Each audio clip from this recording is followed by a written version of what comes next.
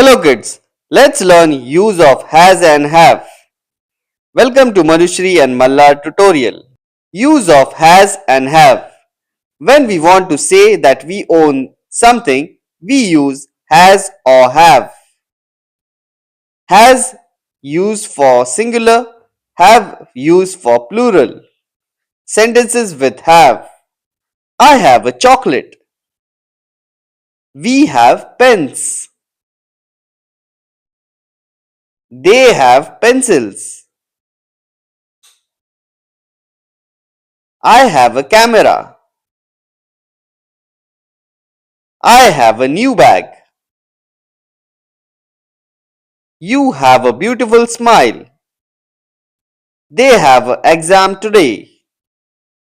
I have a cat. Sentences with has. Mona has a doll. Sona has a gift. He has a ball. He has a computer.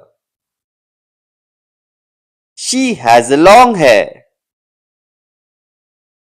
It has been raining all day. She has a big house. Jamie has an exam tomorrow. Follow for more videos. Please like, share and subscribe.